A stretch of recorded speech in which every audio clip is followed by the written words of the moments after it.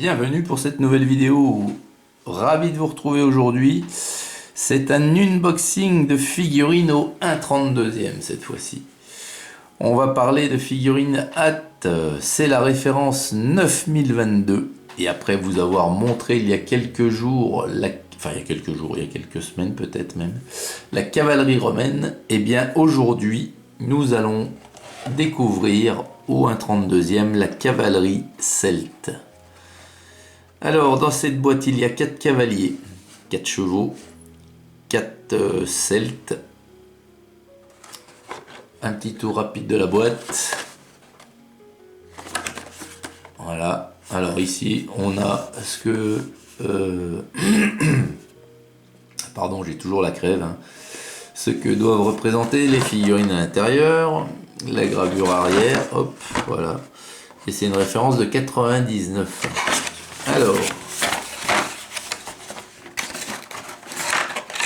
les cavaliers, et voyons voir les chevaux qui sont énormes. À chaque fois, ça me fait le choc. Quand je vois les chevaux, je les trouve énormes. Alors, on a, voilà, on a 2 poses dans les chevaux. Alors, on va regarder le premier.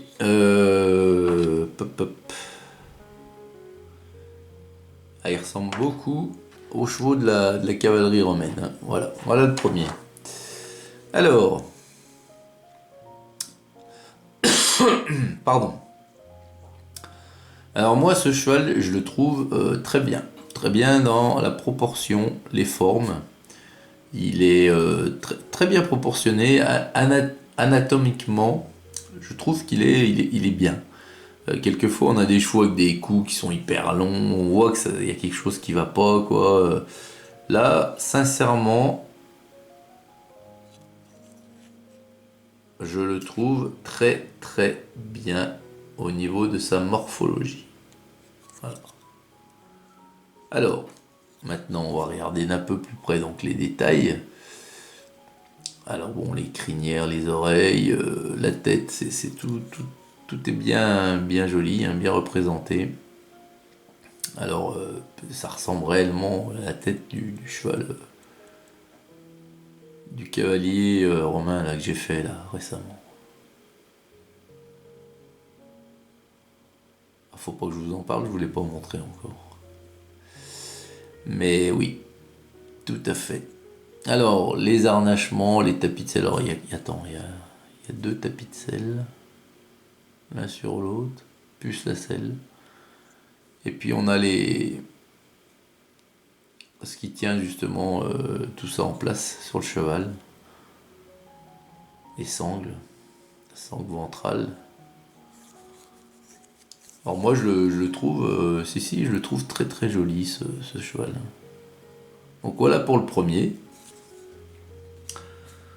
Donc il y en a 2 comme celui-ci et il y en a 2 comme celui-là. Alors là c'est pareil, bon c'est une autre forme, il est au galop aussi mais sous une autre phase du galop.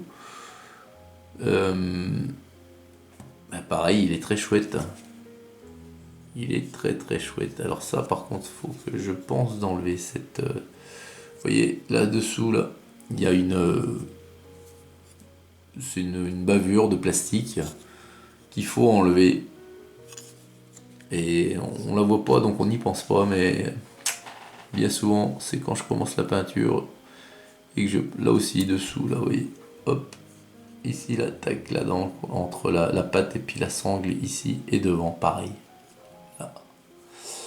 Donc il est tout aussi bien marqué que l'autre, les muscles sont bien dessinés, il est morphologiquement parlant très bien fait. Donc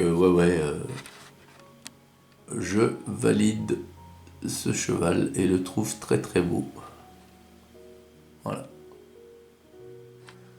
Donc on en a 2 comme celui-ci. Et maintenant on va passer aux 4 cavaliers. Alors, les voici les 4 cavaliers. Alors le premier que voici, il est très beau.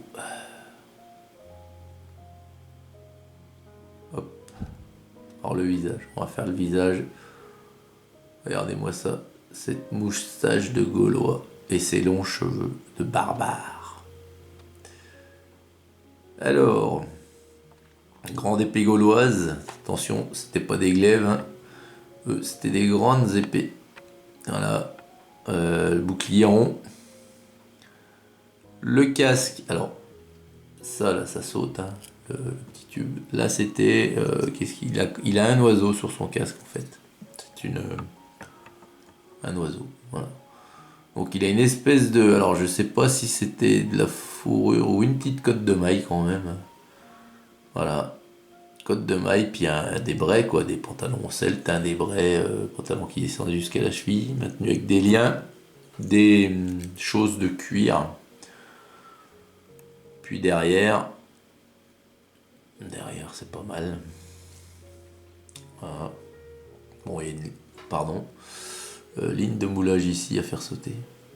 Enfin, faire sauter. À minimiser, du moins. Et puis, par contre, encore derrière, c'est le bouclier. Regardez-moi ça, il n'y a pas de sangle. Le mec qui tient le bouclier, ils l'ont collé. Ils l'ont collé. Il est collé avec de la glu sur son bras. Voilà, c'est pour ça qu'il tient. Oh. Quand même, quoi. C'est rageant quand même qu'à cette échelle, on n'arrive pas à faire un boudin un boudin de pâte pour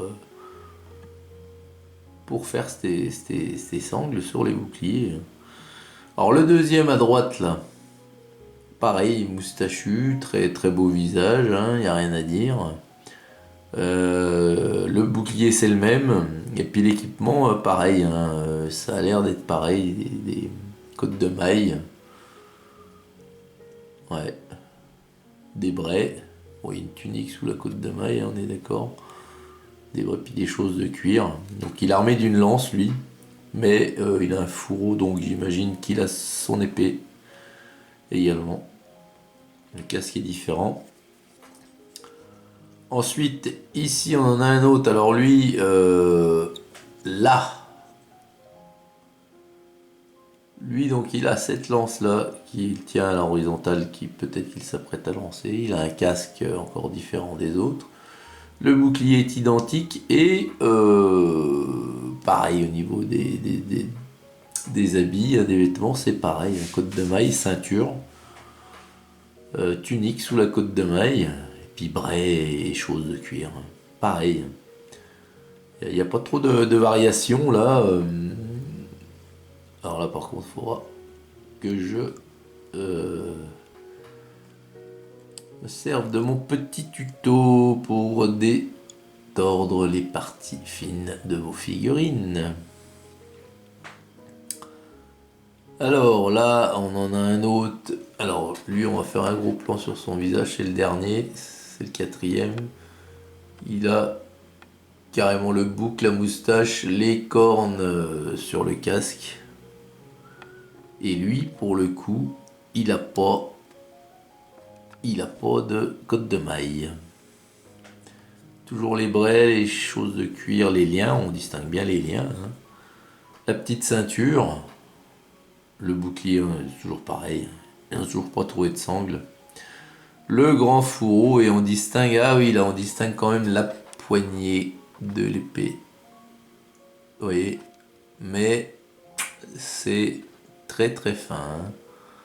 C'est pareil, là, ils auraient pu s'atteler à faire quelque chose de plus conséquent. Donc voilà, alors, ils sont pas mal,